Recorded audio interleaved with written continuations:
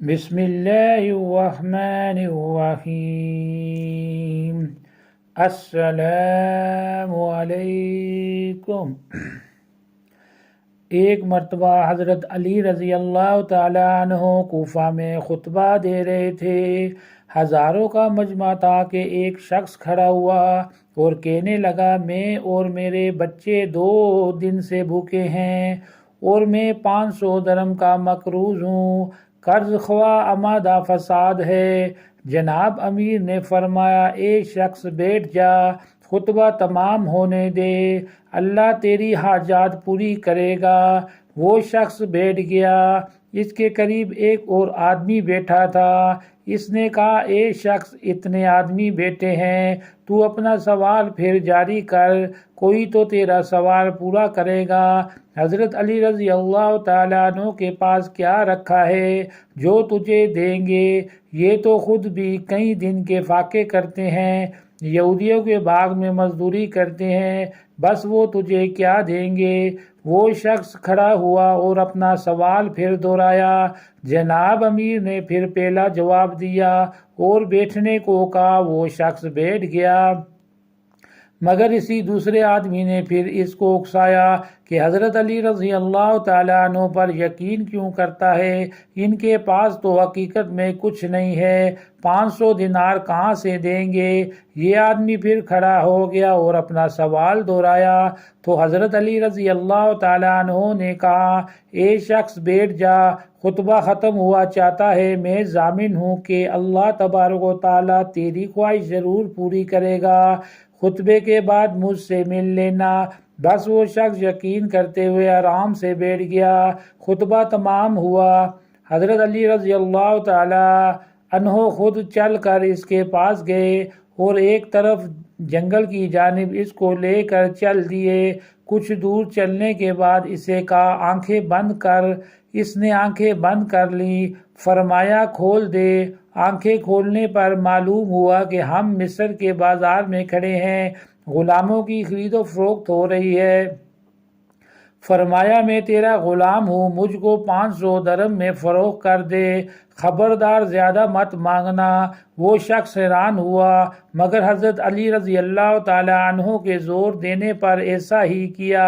ایک بادشاہ کا وزیر وہاں موجود تھا۔ اس نے پہلے تو دیکھنا شروع کیا اور پھر قیمت معلوم کی۔ اس نے 500 درم بتائے۔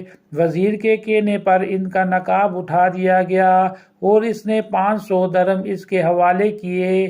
اس آدمی نے اپنی راہ لی اور حضرت علی رضی اللہ تعالیٰ عنہ اس کے ساتھ بادشاہ کی خدمت میں حاضر ہوئے تو بادشاہ نے کہا، اے شخص، تو کیا کام کر سکتا ہے؟ فرمایا، جو کچھ بھی حکم ہوگا بصر و چشم بجا لاؤں گا۔ بادشاہ بہت خوش ہوا اور کہا کہ پہلے تو یہ کام کرو، ایک اژدہا ہر سال اس شہر میں آتا ہے اور بہت سے آدمیوں کو نگل جاتا ہے، اب چونکہ اس کے آنے کا دن ہے، تم کسی طرح اس کو ہلاک کر دو۔ بس اگلے دن حضرت علی رضی اللہ تعالیٰ عنہ بما اقام کے اس راستے پر کھڑے ہو گئے جہاں سے اژدہا نے آنا تھا۔ آپ نے دیکھا کہ بہت بڑا اژدہا پنکھارے مارتا ہوا آ رہا ہے۔ سب لوگ خوف سے کمزور پڑ گئے۔ آپ نے حوصلہ دیا اور خود آگے بڑھ گئے یہاں تک کہ وہ قریب آ گیا۔ آپ نے آگے بڑھ کر اس کے دونوں جبڑے پکڑ کے چیر کر 2 ٹکڑوں میں تقسیم کر دیے۔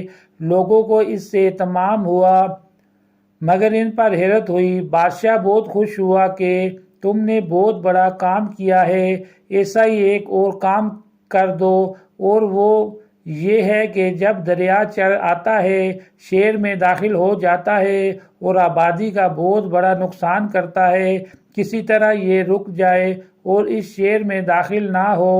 آپ حکام اعلیٰ کے ساتھ دریا پر گئے اور شہر کی طرف سے چھری لے کر کنارے کے قریب قریب ایک لکیر لگا دی اور کہا، اے دریا، تجھے میری قسم ہے جو اس لکیر سے آگے بڑھے۔ دریا آج تک ٹھاٹھے مارتا ہے مگر اس لکیر سے آگے نہیں بڑھتا۔ جب بادشاہ کو علم ہوا تو بہت حیران ہوا کہ یہ تو کوئی بہت بڑا آدمی ہے۔ کہنے لگا اے شخص، تو نے 2 بڑے کام کیے ہیں، اگر ایک ایسا اور کام کر دے تو تجھے آزاد کر دوں گا۔ فرمایا کہ حکم کرے۔ بادشاہ کہنے لگا ایک شخص کوفہ میں حضرت علی رضی اللہ تعالی عنہ کے نام سے مشہور ہے، اس کا سر کاٹ کر لا دے۔ انہوں نے کہا یہ کام بہت آسان ہے، جلدی سے تلوار لائیے، ابھی سر حاضر کرتا ہوں۔ بادشاہ نے تلوار منگائی۔ آپ نے فرمایا اس تلوار کو بلند کرو، جب میں 1 2 3 کہوں تو تم فوراً تلوار مار دینا، حضرت علی رضی اللہ تعالی عنہ کی گردن تمہارے سامنے پڑی ہوگی۔ بادشاہ نے تلوار اٹھائی، حضرت علی رضی اللہ تعالی عنہ نے گردن جھکائی، 1 2 3 کہا، مگر بادشاہ حیران تھا کہ یہاں اس غلام کے سوا کوئی اور شخص نہیں، تو تلوار کس پر چلاؤں؟